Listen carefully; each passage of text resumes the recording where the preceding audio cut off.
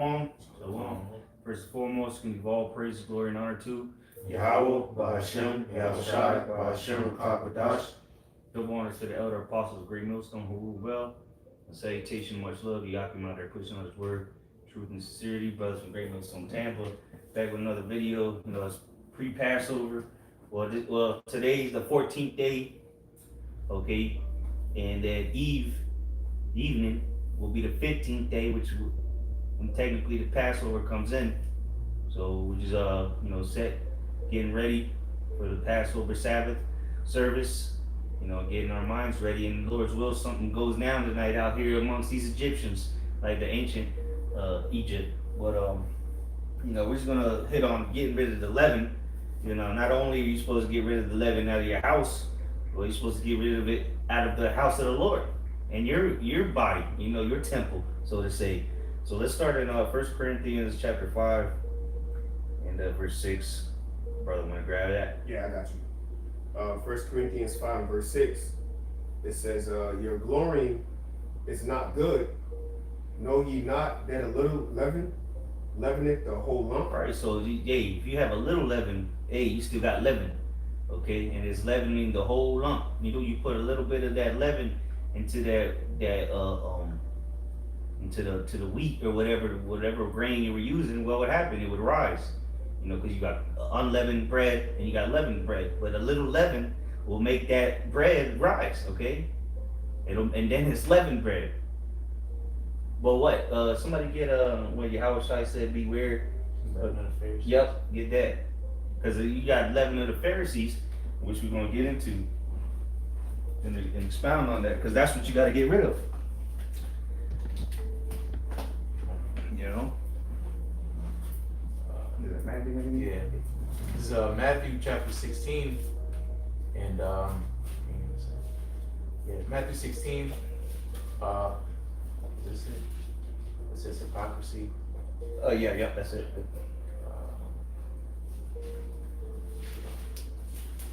Yeah, it is. Luke, yeah. It says it clear in Luke. Yeah. Luke chapter 12, verse 1. Luke 12 and 1, it says, in the meantime, when there were gathered together an innumerable multitude of people, insomuch that they trode one upon another, he began to say unto his disciples, first of all, beware ye of the leaven of the Pharisees, which is hypocrisy. Yeah, so the leaven is hypocrisy. And what were they being hypocrites about? Well, let me see, what's the next verse? There's another one, where it says, do as they say, but not as they do. You know what I'm talking about? Yeah. Because what? They were hypocrites. They would say, oh, there was all about the laws. They was all about the scripts, the prophets and the law and all this. But what? They were hypocrites. So that's why he said, beware of that leaven. So what? That goes into being a hearer with the word, be a doer of the word and not a hearer also, in pursuant to the book of James, right? Because that's what the hypocrisy came from. They were hypocrites. They would tell you to do this and tell you to do that and judge you according to the law, but then they themselves weren't doing it. So what? When it comes to, because obviously we can't keep the law now in 2022. We can't keep it perfectly.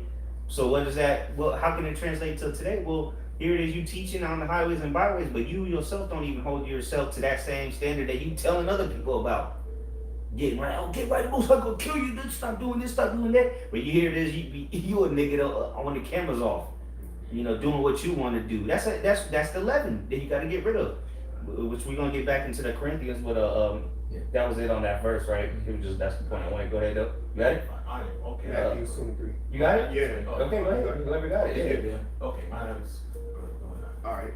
Matthew 23 and verse 1 through verse 4. Matthew 23 verse 1, it says, then spake Yahushua to the multitude and to his disciples, saying, the scribes and the Pharisees sit in Moses' seat. Yeah, so remember, we just read in Luke that it said, beware the leaven of the Pharisees, okay? Because what? They were the ones in authority, so to say, amongst Israel, all right? They would go to the Romans and deal with them, or if you had beef, all right, what were they saying? They say, because that was the authority back then, the Pharisees, okay?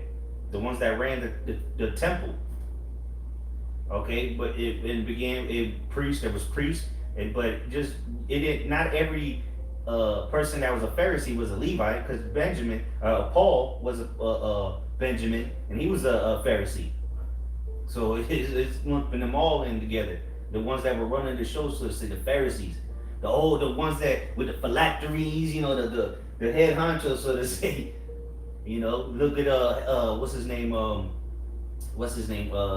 Caiaphas. This nigga lived in a temple, man. He had a palace.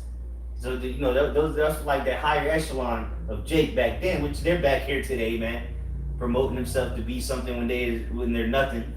They deceive it themselves, though. But go ahead. Verse 3, it says, all therefore, whatsoever they bid you observe. Mm-hmm. Yeah, because they're gonna tell you about all. They gonna quote the law to your nosebleeds. They know the law back like the back of their hand. So observe what they're telling you. Go ahead. That observe and do. And do it because it's in the law. You're supposed to try to do it. We'll hear now 2,000 years later. Okay, it ain't so easy, but you're still supposed to strive for it. Go ahead. But do not ye after their works. Yeah, don't do after them because they're hypocrites. That's the leaven. Don't do after them, but listen to what they're saying because what they're saying is true. But they themselves are hypocrites. Okay, and that's what we're talking about. You need to get rid of that hypocrisy, man. You either serving the Lord or you're not. There's no in between. And what you say is what you better be doing. You telling somebody that they better not be eating pork, you better be damn. Well, that's the easy thing. Basic thing. I'm using that as an example. You telling people out here not to be eating pork because the Most High gonna kill them. Your ass better not be eating chitlins and porks and all that shit. But it goes deeper than that, obviously. But that's the thing. You telling, that's what the scriptures say, talk about taking the mote out of your eye, right? How you gonna tell somebody the next man this and that, but you doing the same thing, man? Go ahead. Yeah, you chewing bubble gum that got pork in it, right? While screaming at him, fucking piece of gum come flying out. Looking hypocrites, man. Go ahead, though. For they say and do not. Verse 4, it says, for they bind heavy burdens and grievous to be borne. Man, yeah, so here, where the fuck your fringes at, nigga? Hey, nigga, calm down. Then you got a music video with no fringes on. Like, come on, bro. Like, yo, we supposed to wear fringes on our everything? You in the shower, you supposed to have your fringes on. You at work, where your fringes at? You working next to heavy machinery. You gotta wear fringes, alright? In your dreams. Yeah, your dreams. You had a dream without fringes on, you going off. This is the hypocrisy, though. You see how that's why Yahushua said, "Do as they say, but not as they do," because these guys were outlandish, man, and it was unreasonable. So how much more when the Gentiles started coming in? You know what I'm saying? Here it is. The people that knew they were Jews wasn't even keeping the law, but the Gentiles were supposed to keep it perfectly. Come on, man. So how much more 2,000 years later today in 2022, man? You got to tell them, of course. We tell them about the law, but that's not what's going to save you at the end of the day. To be realistic, it ain't. But faith will. The law of faith is going to, the law of Yahushua, Go ahead, Doug. Got more? Yeah. Just a little bit more on this verse. It says, for they bind heavy burdens and grievous to be borne and lay them on men's shoulders, but they themselves will not move them with one of their fingers. Yeah, exactly. Because what they put the burden, or not the burden, but really that's what it said, right? The burden. Yeah. So they putting that on you or the law. Man, now you over here bugging out because you couldn't keep the law perfectly. But they themselves can't even keep it, man. They don't even bother to try to keep it perfectly. They just they making their outward appearance nice and shiny. Oh yeah, that cup is nice and clean. But inwardly, they're disgusting, man. And that's that leaven. And you got in the Most High is purging it out, okay? Because we're always during the Passover time, man. The Lord purges out. There's a house cleaning. Yeah, that's getting rid of the leaven. That was it on that, right? Yeah, that was it. Let's go back to Corinthians. Yeah. 1 Corinthians 5, in verse 6. It says, ye glorify is not good. Glorying. Your glorying is not good. Right, so what were they glorying in? The law. Yeah. But they were hypocrites. We just read it. We just got three scriptures to prove that, man. What the leaven was, what they're glorying in. They're being hypocrites, though. They're telling you all this and do it, which if you can't see that, it's back. Things are foretime for our learning, right? It what has been done, roughly paraphrasing, it's gonna come back. Everything is no. There's no new thing under the sun. You see the same thing happen today, man. Go ahead. And it reads, "Know ye not that a little leaven leaveneth the whole lump? Purge out therefore the old leaven, that ye may be a new lump, as ye are unleavened." All right, so you gotta purge that leaven out, so you may become unleavened. All right, become a new lump. All right, you gotta separate that leaven, which was one of the things, which mainly is the hypocrisy, man. Which there's more, of course, leaven. Okay, but one of the main ones, which Yahweh specifically pointed out of the Pharisees, which were the leaders, was the hypocrisy. All this, oh yeah, this and that, but they were being demons behind the scene the whole time. See, everything's not written in the scriptures what the Pharisees were doing, and the book is not about them. But they were being demons, bro. They were taking advantage of their authority, and so on and so forth. Rubbing elbows with the Romans, being buddies with them, getting privileges over the commoner Israelite, but then coming down on them like, you gotta be perfect, nigga. Where your friend is at? All this nonsense. When the Lord was there, the Messiah was there to tell them that, look, this is not gonna save you. And he was keeping the law perfectly. He was telling you that. Because he still had to die, did he not? Did the Lord not be perfect and still had to go up on the cross? Keep going. Or somebody got precept? I saw somebody's. No? Okay, now, I was just going to say this real quick, too, in Matthew, the 23rd chapter. Later on throughout that chapter, it's like 5 or 6 verses where Yahweh said, "Woe unto you, scribes and Pharisees, ye hypocrites." Yeah. So say that. 1 Corinthians 5 and verse 7, it says, "Purge out therefore the old leaven." Did somebody get the word purge there in the 7th verse? Go ahead, though, finish that verse. "That ye may be a new lump, as ye are unleavened. For even Mashiach, our Passover, is sacrificed for us." There you go. The Lord himself was a sacrifice for us, man. And he was perfect. He was unleavened. Yeah. He didn't have no leaven in him. As the man Yahweh that walked this earth, born of a woman under the law, he was unleavened, perfect unleavened bread. That manna from heaven. Yeah. But what? He still had to be sacrificed. So what makes you think that they're not perfect are any better, man? That's why I said glory not. Or your glorying is not good. Because you can't keep the law perfectly. So what are you glorying in? That's boasting. You're boasting. You're not supposed to boast in the law. You're not supposed to boast in your what you think and what you do. You're supposed to boast in your how about in your outside, man. Our Lord and Savior. Unleavened. All right. It says as a most. It says unfermented, free from leaven. That's purge. Oh, yeah, purge. The word purge.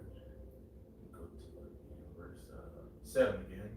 It's the word purge. It's, I'll just put it out. Ekathero. G what? G 1570. It says to cleanse out, to clean thoroughly, to cleanse. There you go, man. So hey, the Lord He does a house cleaning. We just said the Lord always do a house cleaning around this time, man. Because what you gotta purge or clean out that old leaven, and that old leaven don't need to be around sometimes, man, or not at all. Period. Because what? According to Exodus 12, you're supposed to get rid of the leaven out of your house, and this is the house of the Lord. So the Lord every year never fails, man. The Lord cleans, He purges out. Just like the movie The Purge. What they do? Get rid of the undesirables, let them go crazy. Well, and the Lord does it through the Spirit. Dudes get out of here. Dudes start bugging out. All these wayward doctrines start coming out. But what? That trickles down all the way to yourself, man. Purging out. All right. Go ahead, though. Quan, you go. Yeah, verse 8. It says, can I just say this real quick, just to back the brother up? The scriptures say, "Be ye followers of me, as I am of Mashiach," man. Okay, so we supposed to be following the Spirit. We're supposed to be doing these things, man, daily. Well, I believe one of the brothers sent out that video of Elder Apostle Gabar going into feeding off of Jim as feed the flock. All right, going into having that that Passover mind state daily, man. Which is what through the Spirit. Amen. And we're supposed to be doing that daily, man. The scriptures say to be a living sacrifice.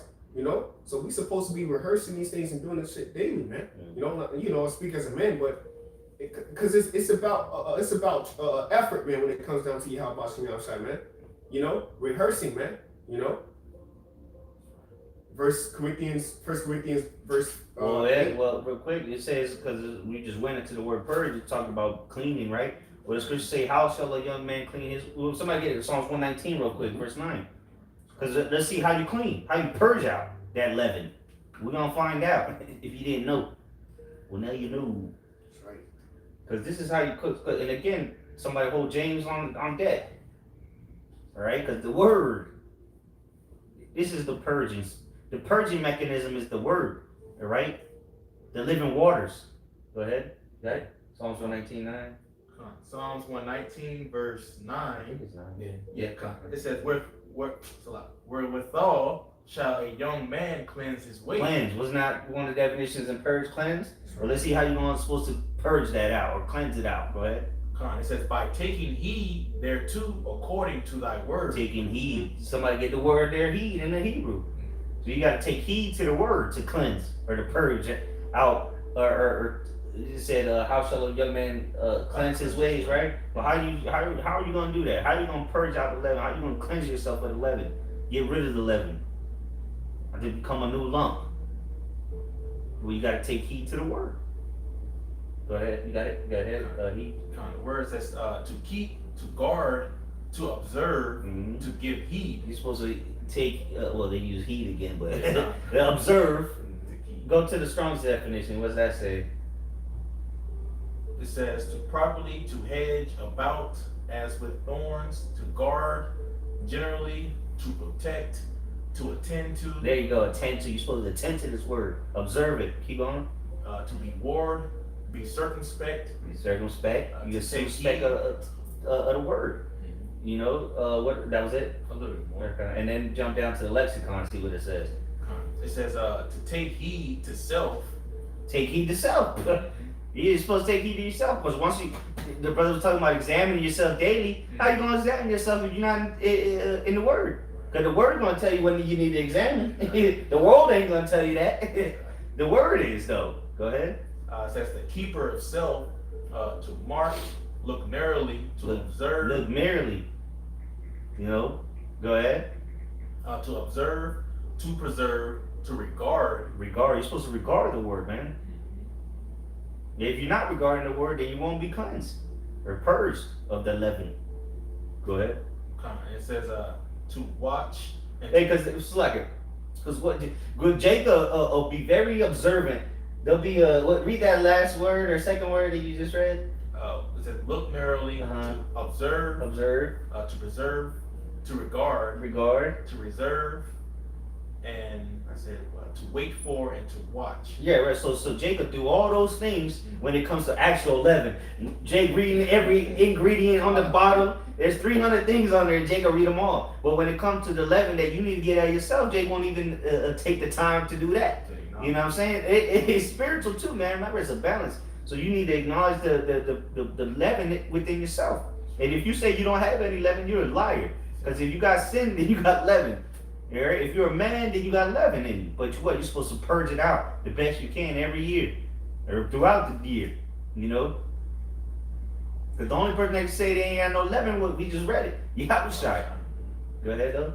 Kind of lexicon. It says to keep, to watch, guard, in a narrower sense. Yeah, in a narrow sense, man. Because in a narrow sense, you focus on something more. They call it tunnel vision when you're going fast. Because what? You got to be focusing on that road, man. Jacob, do that on the back of the whatever the hell you buying this for these next coming days, but won't do that internally. You go ahead. I mean, that's pretty much the point. Yeah. Go ahead, Quan. This is 1 Corinthians 5 and verse 8 again from the top. It says, therefore let us keep the feast Start at 7 again. Start at Okay. 7, yeah. So we read it again.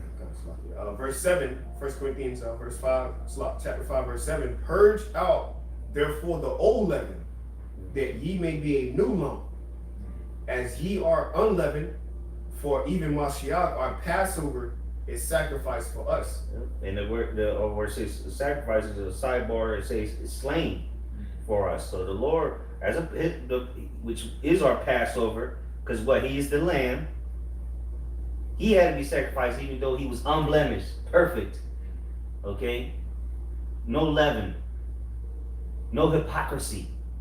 He meant what he said, and he said what he meant. He did what he did, and he said what he did.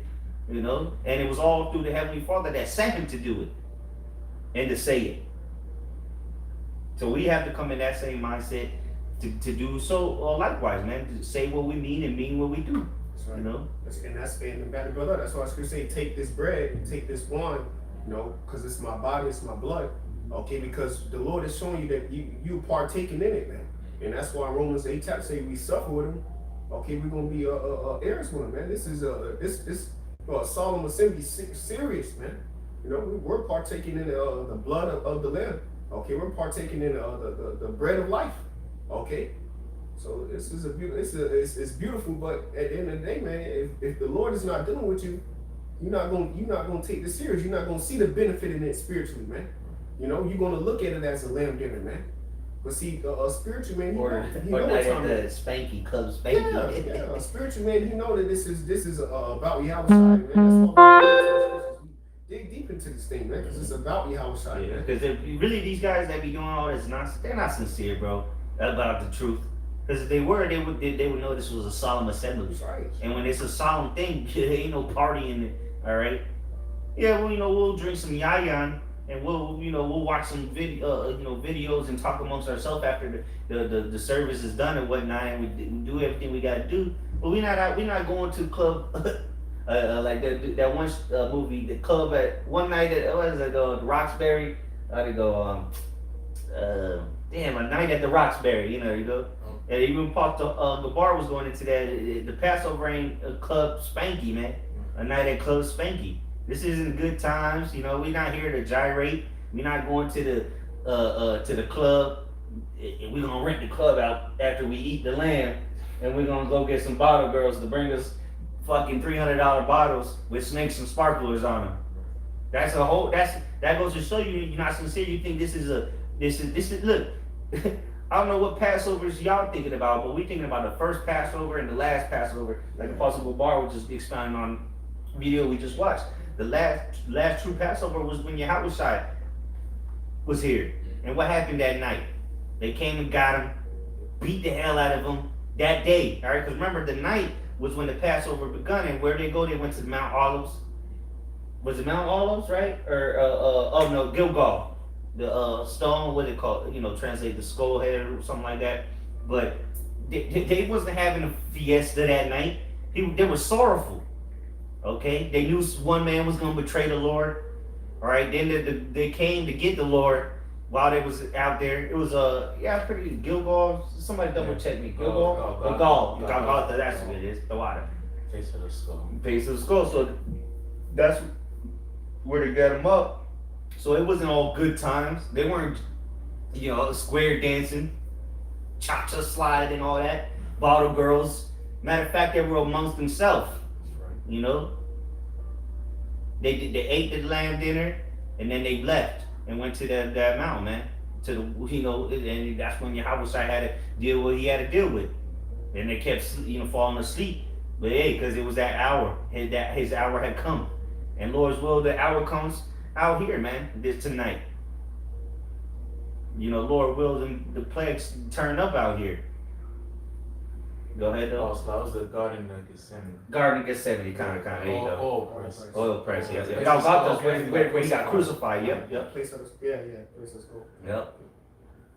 And the Mount Olives was where they would go, they went before, but, seriousness of it, man. yeah, exactly, that's the point, man, I got that word too, real quick, if I can, in the etymology, real quick, Solomon. Mid-1400s, it says perform.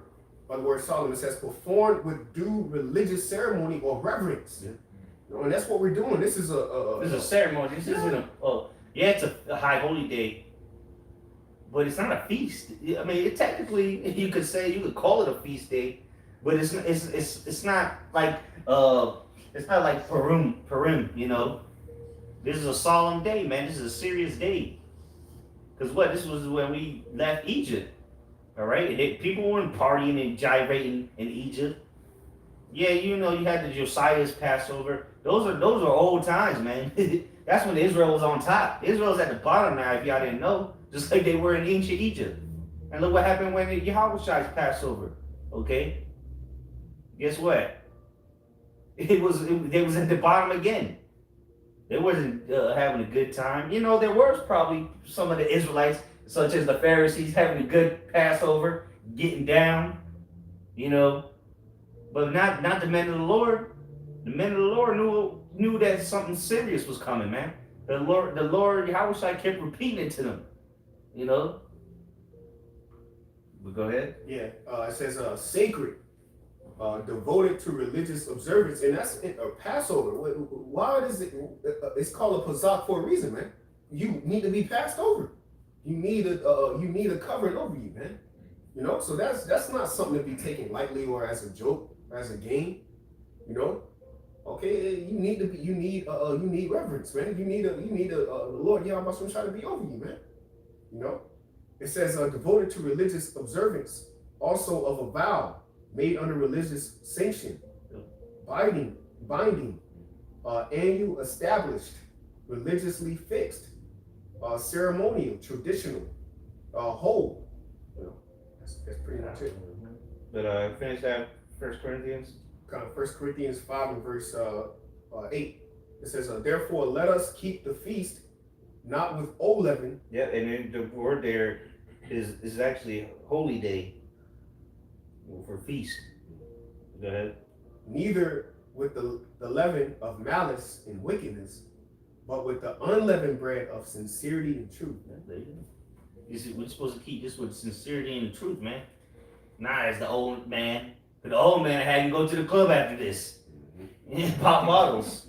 With snakes and sparklers. Bitches walking around butt naked. Well, not butt, half damn near butt naked. Alright, booty cheeks all out, tits all out. First of all, they ain't even supposed to be around you. You know, unless you keep your Passover at your home with your family. You know, that's one thing, because that's how it was in ancient Egypt. But how many women was in Yahweh's Passover? I mean, let's get it. Let's go to his Passover, man. All right.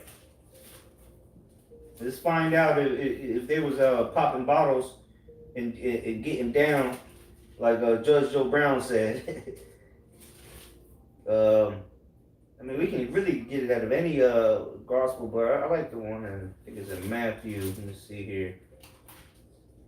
There we go. I'll start here. This is Matthew 26. I'll start at 17. Yep. It says, now the first day of the feast of unleavened bread, the disciples came to Yahushua, saying unto him, where wilt thou that we prepare for thee to eat the Passover? Going to show you they didn't have a great hall, or which they, the apostles have said that that's what they used to do, but now it's we don't need to do that, because that's not what Yahushua did, man. Okay. It says, where wilt thou that we prepare for thee to eat the Passover? And he said, go into the city to such a man and say unto him, the master saith, my time is at hand. I will keep the Passover at thy house with my disciples. So Yahushua sent forth his disciples to tell that man, hey, listen, Yahushua, hey, he said, it's the time. We're going to have the Passover here. Verse 19 says, and the disciples did as Yahushua had appointed them, and they made ready the Passover. All right, so they got the unleavened bread. They had the lamb ready to go. All right, they got the wine, the bitter herb. They was ready. They prepared the household. Verse 20. Now, when the even was come, which is the sundown tonight, he sat down with the 12. I mean, who else he sat down with? There were no bitches, Verse 21, and they did eat. And he said, verily I say unto you, that one of you shall betray me. And they were exceedingly sorrowful.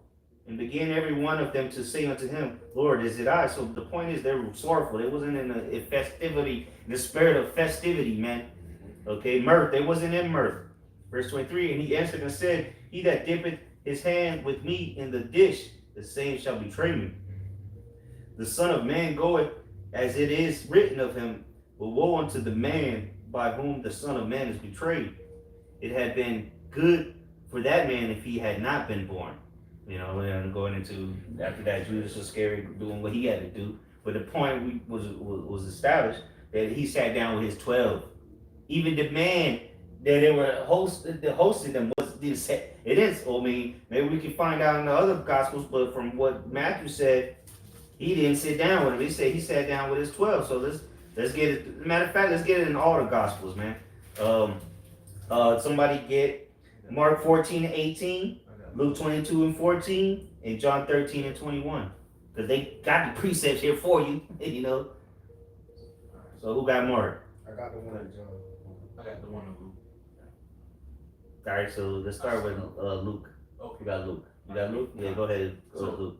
So Luke 22 and you say Let's go 14 here. I start at verse 14. Or read up a little bit, like 12 maybe.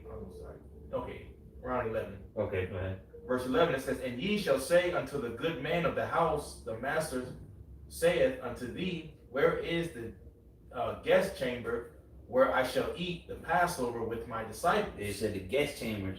Well, listen, go ahead. I'll say it after. All right, verse 12 it says, And he shall show you a large upper room furnished, there make ready. There you go. So there was a guest room. I mean, when you have people over, there's a separate place for them. Guest room, a guest house, whatever. It said it's going to be upstairs and it's going to be furnished already. And it was through the Spirit of the Lord. It was already set up for them to you know. That's why the Lord told them to go to that man. Go ahead, though. Verse 13, And they went and found as he had said unto them, and they made ready the Passover. Mm-hmm. And when the hour was come, he sat down, and the 12 apostles with him. And he said unto them, With desire I have desired to eat this Passover with you before I suffer. Yeah, so he was saying, man, I wanted to eat this. This is gonna be. They call it the Last Supper, the painting, which is not biblical, but the Last Supper. But it was his last meal, because he didn't eat after that. Remember, they ate that, and it wasn't a lamb dinner. Okay, it was a solemn assembly, so he ate of the lamb, ate some unleavened bread, and drank some wine, and didn't eat after that. So yayan, if you ever drank it, that should make you cotton mouth. And all he had was some lamb, all right, which we don't know how much lamb he ate, but nonetheless, and some chips, some tortilla chips, if you will, okay? And didn't eat for the next, as he's getting beaten, whipped, crown of thorns, okay, walking with a cross. He didn't eat or drink during that, other than the gall they gave him. Go ahead. Oh, that was pretty much the point. Get the one in. What you got? You got John. John 13. Okay, go ahead. And you got Mark. Okay. St. John 13. You want me to start 21? Yeah. Or you can read up a verse or two. Okay. 21's the point, though. Okay. St. John 13. And I'll start from verse 19. It says, "Now I tell you, red letter, y'all shot. Now I tell you before it come, that when it is come to pass, ye may believe that I am He." They'll go up a little bit more. Okay. Yeah. All right. Because John always got a little more detail than the other gospels. Go ahead. Yeah. This is it. John 13 verse 18. In the right top it says Yahushua predicts his betrayal. It says, "I speak not of you all. I know whom I have chosen." We'll go up a little more. Go like 14. 14. Okay, Try 14? Yeah. All right, bet. John 13 verse 14. "If I then, your Lord and Master, if I then, your Lord and Master, have washed your feet, ye also to wash one another's feet. For I have given you an example, that ye should do as I have done to you. Mm-hmm. Verily, verily, I say unto you, the servant is not greater than his Lord, neither he that is sent greater than he that sent him. If ye know these things, happy are ye if ye do them.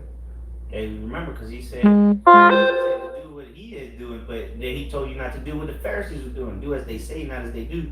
Okay? Because what? He's showing you what unleavened is. All right? Being unleavened. A new lump. Go ahead. Verse 18, I speak not of you all. And remember, the word is what cleanses you or purges you of that leaven, which is Yahushua. Go ahead. That's right. Verse 18, I speak not of you all. I know whom I have chosen. But that the scripture may be fulfilled, he that eateth bread with me have lifted up his heel against me. Now I tell you before it come, that when it is come to pass, ye may believe that I am he. Verily, showing that he's a prophet, showing that he's prophesying of what's getting ready to happen, man. Verse 20, it says, Verily, verily, I say unto you, he that receiveth whomsoever I send receiveth me, and he that receiveth me receiveth him that sent me. It's like in verse 21. Actually, you know what, brothers? Start at the beginning. The first verse, yeah. All right. Yeah, because like I said, John usually goes more specific, so we gotta go way up. That St. John 13, verse 1. Because remember, he was there. John was there. You know, he got just a first-hand account. Go ahead, though. John's. And then we'll jump back down, you know. St. John chapter 13, verse 1. Now, before the feast of the Passover, when Yahushua knew that his hour was come, that he should depart out of this world unto the Father, having loved his own, which were in the world, he loved them unto the end. And supper being ended, the devil having now put into the heart of Judas Iscariot, Simon's son, to betray him. Yahushua, knowing that the Father had given all things into his hands, and that he was come from the Most High, and went to the Most High, he riseth from supper, and laid aside his garments, and took a towel, and girded himself.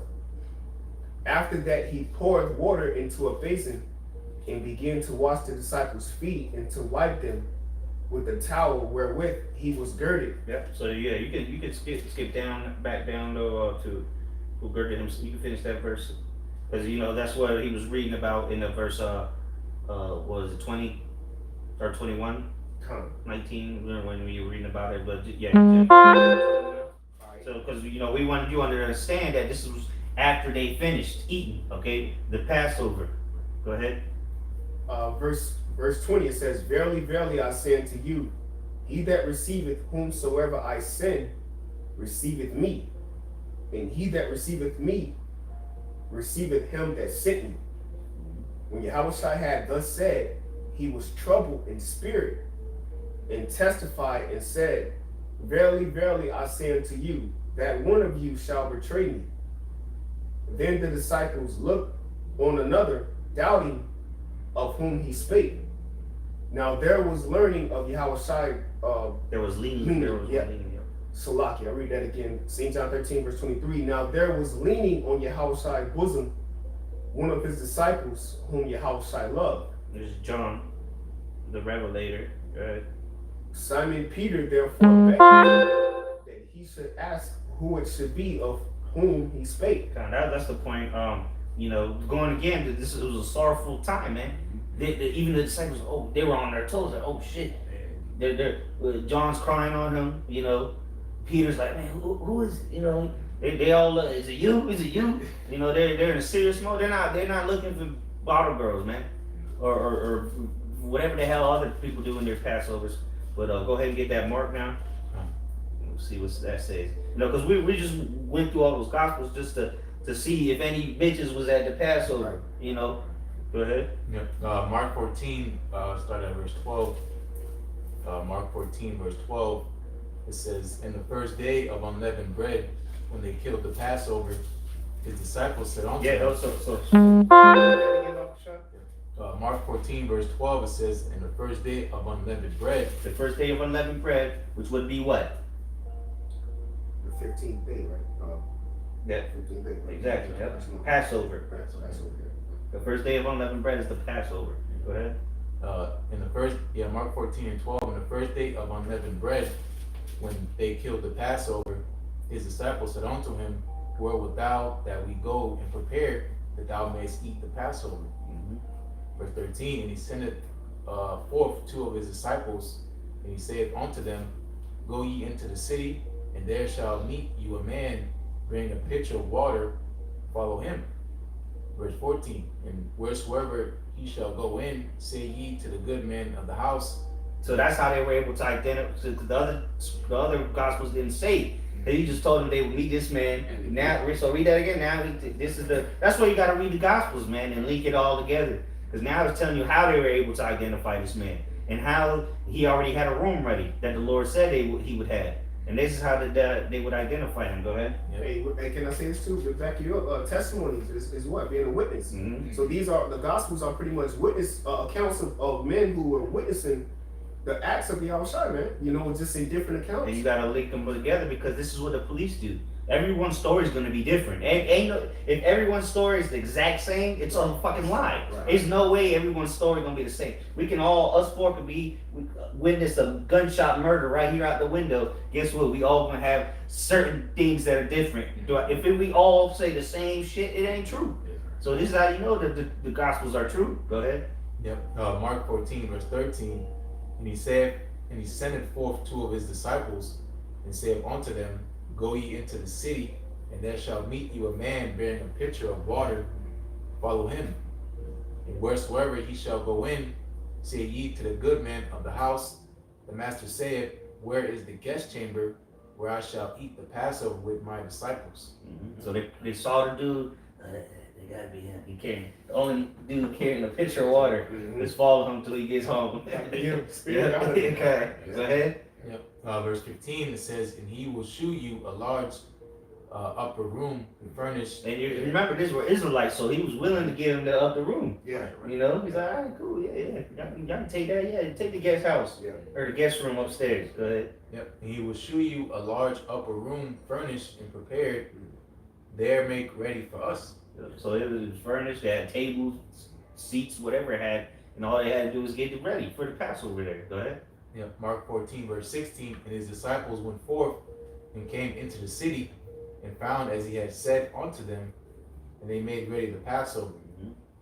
Verse 17. When he came, and in the evening he cometh with the 12. So at the evening, Yahweh showed up. So he sent two men to get it ready, and then with the rest of them, they all got together that evening. Okay, go ahead. Yeah. Mark 14, verse 18. And as they sat and did eat, Yahushua said, Verily I say unto you, one of you which eateth with me shall betray me. Yeah, and that's the point again. Just the 12. So that was a sidebar for the lesson. But